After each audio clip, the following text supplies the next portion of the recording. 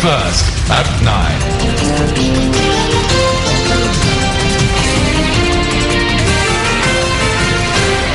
Coming to you live and direct from the News First newsroom here in Colombo. This is your primetime news bulletin. A very good evening. I'm Shane Silva. And I'm Samadhi Gunasekara. In a new twist to the turmoil in Egypt, a court today acquitted former President Hosni Mubarak on corruption charges. Now, will Mubarak, who is facing a retrial over killing of protesters during the revolution, be freed? Now, our reporters in the News First International Desk is closely following this, and we'll have more comprehensive details later on in the news. But first, let's take a look at the headlines. The headlines on News First at 9. Jakarta Declaration agrees to enforce measures aimed at stopping the flow of asylum seekers. Police Special Task Force deployed in Hatton and Dimulapatana. Major indicers at the CSC record significant losses. Official song of MTV MBC for Chogam 2013 launched. News First at 9. An Egyptian court has ordered the release of former President Hosni Mubarak on charges on corruption. But it is not clear whether he will be freed from prison later today. The prosecution may still appeal. 85-year-old Hosni Mubarak is also being retried on charges of complicity in the killing of protesters during the uprising that forced him from power in 2011. He was sentenced to life in jail last year, but a retrial was later ordered after his appeal was upheld.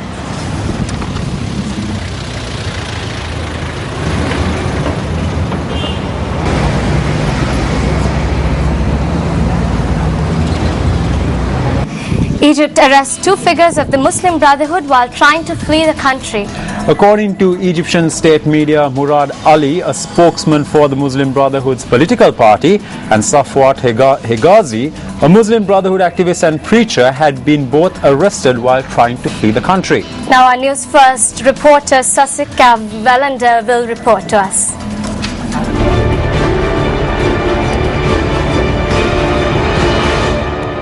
The arrest came just a day after authorities detained the Brotherhood's supreme leader Mohamed Badi. Today, cleric Hegazi, who was a top Brotherhood ally, was captured at a checkpoint in western Egypt and close to the border to Libya.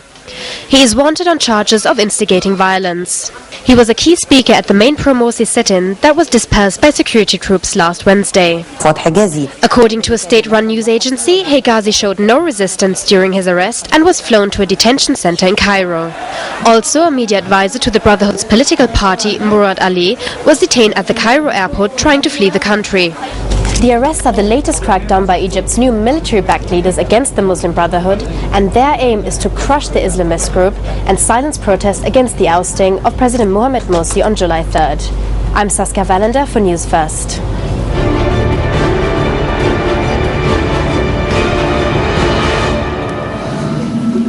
Moving back to news from here at home, monitoring MP of the Ministry of External Affairs, Sajinwas Gunawardena, informed the media today on inspections carried out by foreign representatives regarding Sri Lanka's preparation for the Commonwealth Heads of Government meeting. Now, Shane, speaking at a media briefing convened at the ministry today, MP Sajinwas Gunawardena expressed the following views. We have concluded the first advance teams coming to Sri Lanka. They were here from the 16th to the 18th of August.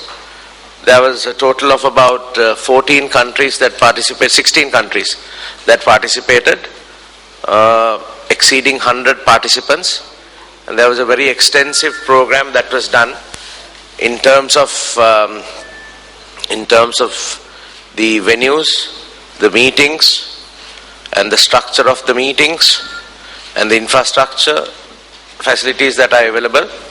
At the wrap-up session, most of the countries spoke very highly of our arrangements and our capability and capacity to host the Chogam.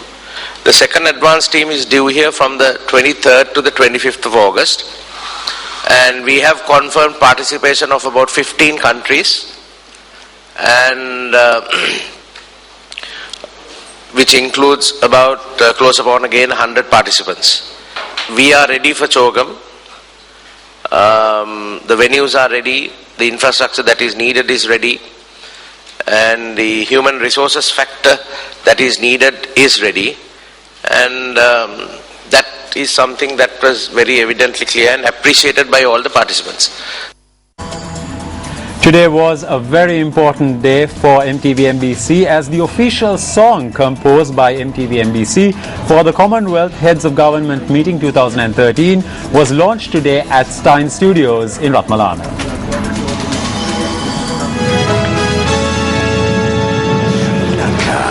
Has arrived. The theme song for Chogam 2013, created by MTV-MBC, was officially launched this morning. The event was graced by the Secretary to the Ministry of Mass Media and Information, Dr. Charita Herath. We welcome tomorrow. Our time has come. Our time is now. Sri Lanka has arrived.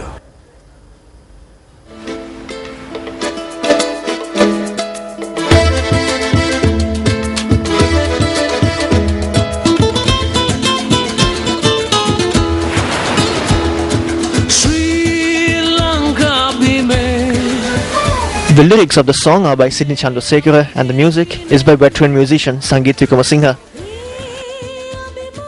The lyrics of this song were brought to life by Chitwal Somapala, who was supported by the Sivasa Superstars, Shakti Superstars and the popular a cappella group Voice Print. And we want all Sri Lankan to take this event as one of their own events, one of their own success of the engagement in country's affair. And there are a lot of benefits that will be available throughout this process, and we want the media institution to also play a very proactive, positive role. And we are really happy that you are working on that line and we are engaging in the same path. If you take a look at the recent past, you might notice that Sri Lankans abroad were treated well in those countries. Why is that? Because they noticed that our country was heading in a certain direction. So when I was invited to Sri Lanka to write the lyrics, I was surprised. I wanted to create a new feeling among the people of Sri Lanka who are gearing up for the Commonwealth Heads of Government meeting. If we move ahead together with one aim, we can shine with the other countries. I think my ideas are highlighted in the song. I actually felt it.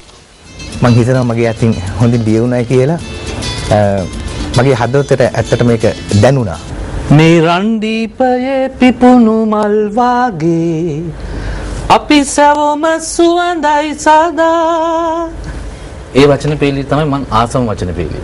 ඉතින් මම හිතනවා මේ අවස්ථාවේදී I believe that this is an ideal opportunity for us to show the world the unity and the cooperation that we have amongst us. So I am pleased to have been part of the creation of this song. සහයෝගය සහ අපගේ තියෙන එක්සත් භාවයේ මුළු ලෝකෙටම පෙන්වන්න තියෙන හොඳම අවස්ථාව තමයි මේක.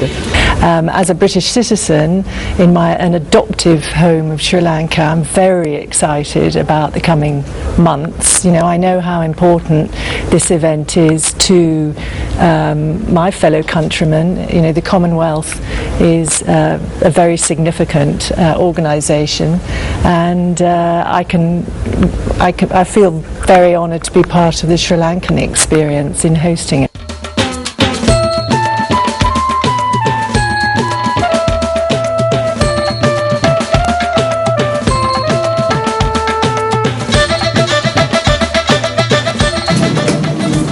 Here's Jude Mendes from News First to explain more on the new media division. Yes, thank you. Today, it was a special day for us. We launched the official theme song for Chogam 2013 as MTV and MBC. So you can log on to www.newsfirst.lk and watch the video, the theme song for the Chogam 2013, and you can log on to our YouTube channel, News First Sri Lanka, and you can share it. Thank you. Thank you, Jude, for that update. Well, the police say it has deployed the special task force in and around Hatton. Police protection had to be given to the area after clashes broke out between supporters of Minister Arumugam Thondaman and parliamentarian Digambara. On Monday, a certain group had attacked the party offices of the National Workers' Union led by parliamentarian P. Digambaran in Bogavantala, Hatton. On Monday night, a certain group attacked the party office of the Ceylon Workers' Congress led by Minister Arumugan Tondaman. The party office was located in Bogavantala. Meanwhile, a number of vehicles sustained serious damage in a clash that broke out between the two factions in Dimbulapatana on Monday. According to the police and police special task force personnel have been deployed in Dimbulapatana, Bogavantala, Hatton, Muscalia and Norwood. Meanwhile, the 4 persons who were arrested for causing damage to the offices of the National Workers' Union were released on bail after being produced before the Hatton Magistrates Court. Meanwhile, the central provincial candidates of the Sri Lanka Muslim Congress charged that their party office in Galhin, Ankumbura, was attacked by a certain group. The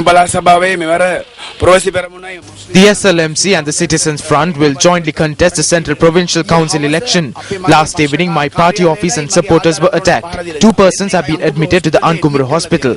We want to engage in this election in a democratic manner. Meanwhile, convening a media briefing today, Transparency International commented on the use of state property for the elections.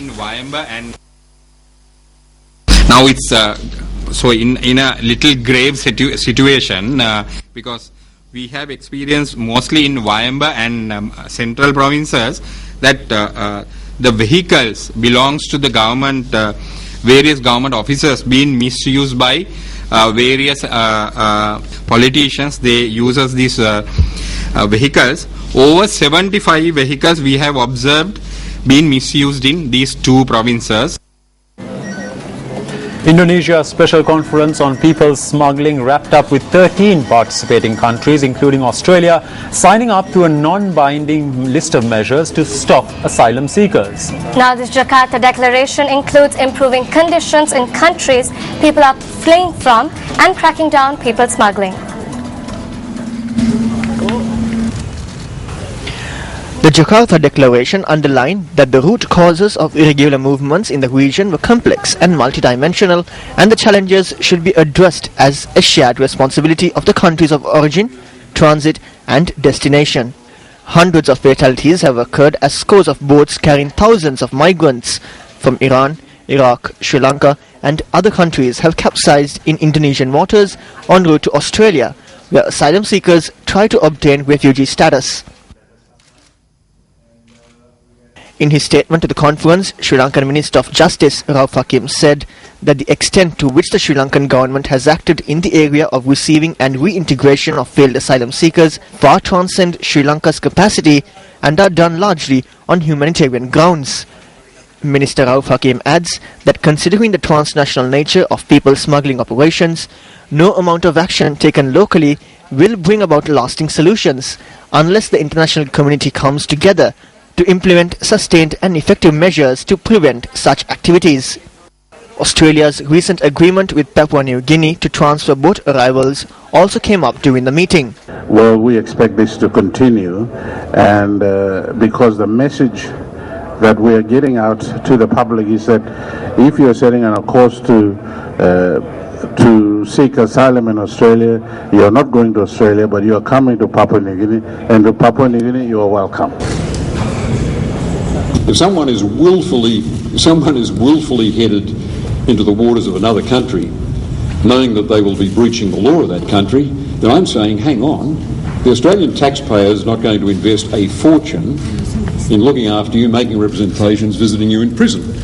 While the conference was taking place in Jakarta yesterday, the Australian Navy rescued 106 people from a crowded asylum seeker boat after it ran into difficulties about 120 nautical miles north of Australia's Christmas Island territory in the Indian Ocean. 5 people are said to have drowned after the boat foundered. Since 2001, around 1,000 people have died while trying to reach Christmas Island by boat.